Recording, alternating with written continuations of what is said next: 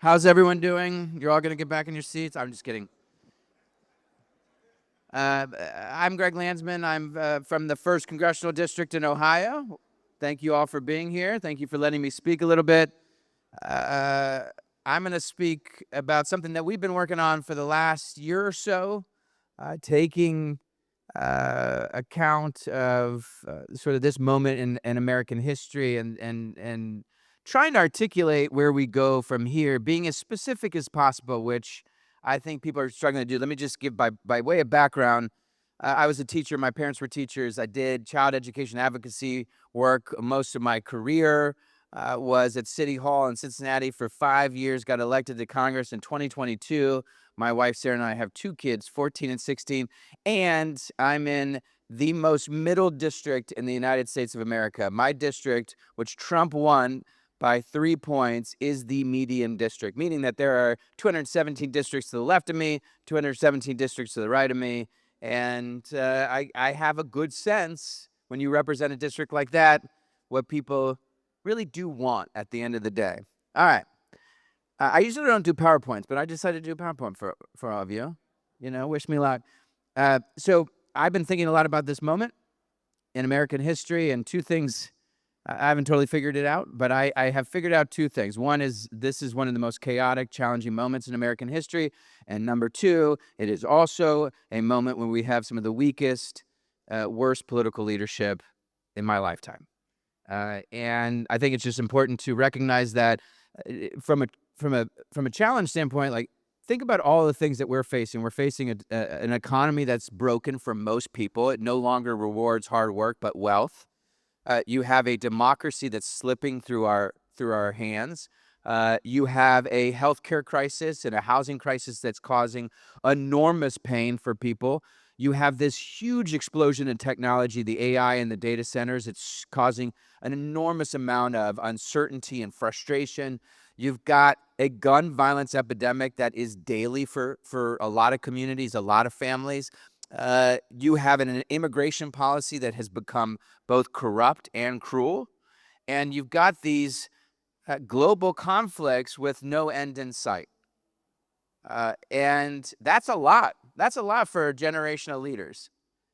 And you would think we would have some pretty tough leaders who are focused on solving those. I think this is also a moment that marks an era of really terrible political leadership. And it's kind of threefold. I lost it. It's kind of threefold.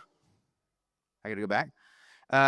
I think this will go down as a moment where you had sort of the political pander, right? Where you have folks who will pander to the far left, to the far right.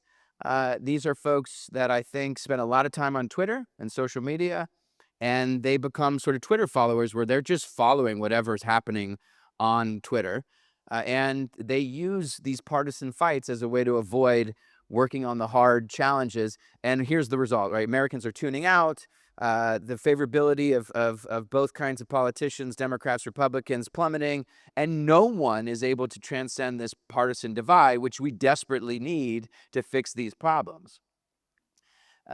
We've been here before. I think that's helpful to figure out how we get out of this. Turn of the century, you had an economic explosion, technological advances, wealth inequality, political corruption, and there was pretty crappy leadership for a long time until the Roosevelts, Teddy and FDR. And the 2 things that these guys had in common was that they were like big-time reformers. These were badass reformers.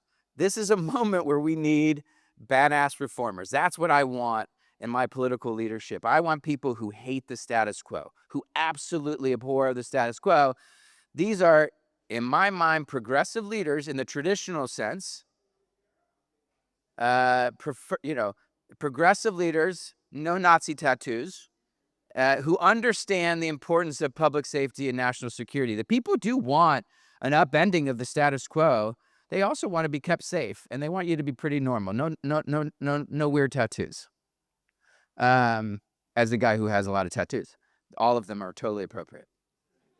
So we have this plan that we released, our great American moment, which is the 10 bills to fix what's broken. It's a reformer's guide to fixing everything that's broken in this country.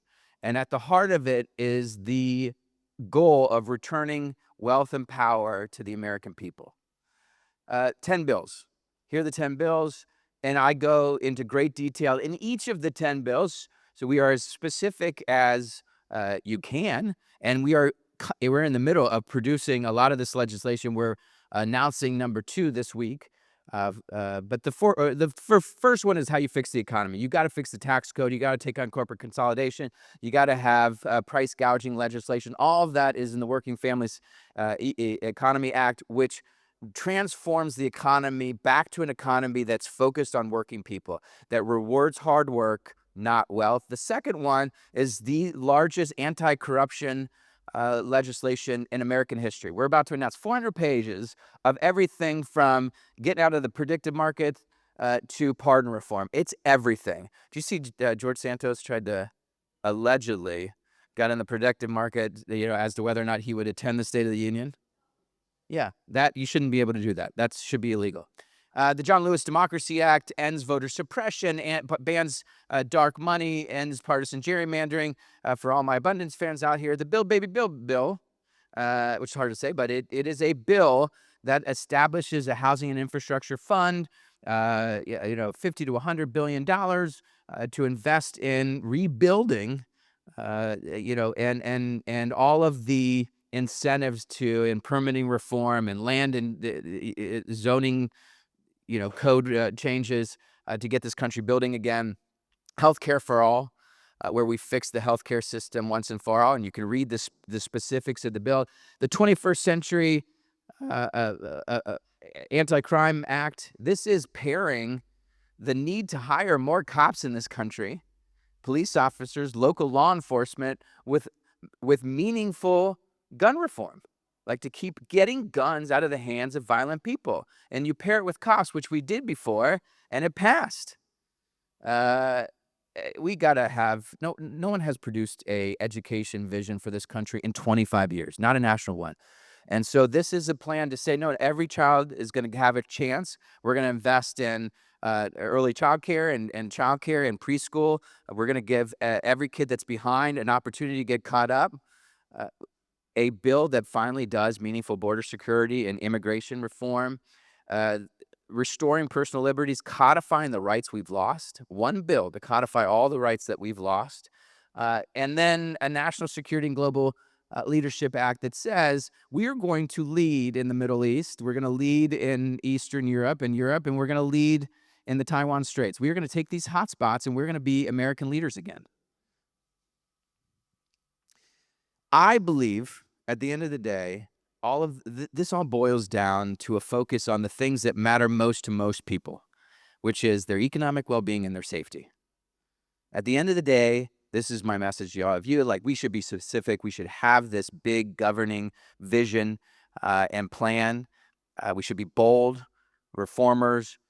We have to focus on the two things that matter most to most people, and that is, how's their bank account? Can they pay their bills? And are they safe? This is progressive and pragmatic, and I know it's where most people are. Now, I give you a reason to believe. The reason I believe is that when I said my kids were 14 and 16, they're now 14 and 16. When they were going through preschool, it was clear to me in my city that most kids couldn't do preschool. And so we spent years and years. It took us 4 years organizing. We had this idea every kid deserved 2 years of quality preschool. We wanted to be the first city in the country to provide 2 years of quality preschool. We got the biggest faction ever organized in my city, in Cincinnati. It was Republicans and Democrats, thousands, over 10,000 people signed up to be part of this. In a city like Cincinnati, that's a big number. And we got it on the ballot and passed, and Cincinnati is the first and still, unfortunately, the only city that provides 2 years of quality preschool. Yeah, thank you. All right, when I got to Congress, there was a bill that denied, that would have ended this situation where our teachers, public employees, firefighters, police officers, if they paid into Social Security, they were capped. They couldn't get their money back. They could not get their money back. This bill, the Social Security Fairness Act, had sat in the United States Congress for 25 years. And when I got there, there were 300 plus co-sponsors, meaning that the politicians were saying, oh, to their teachers and their firefighters, their police officers, I got you. But nobody would do it.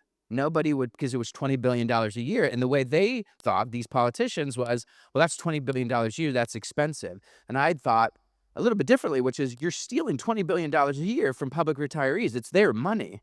And so we went ahead and organized an effort in the House. It's sort of a revolt where we went around the speaker and the chair of Ways and Means and all of the sort of power brokers in DC and said, we are going to do a discharge petition and we're going to force a vote. And in 6 days, we got 218 signatures. We forced a vote.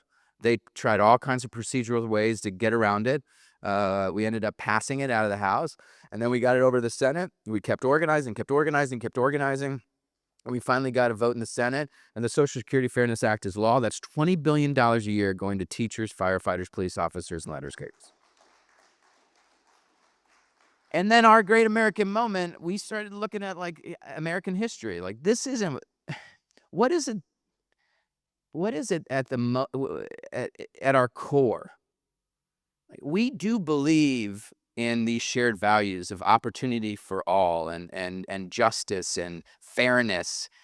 We believe in this country and our democracy and this experiment, our place, our leadership in the world.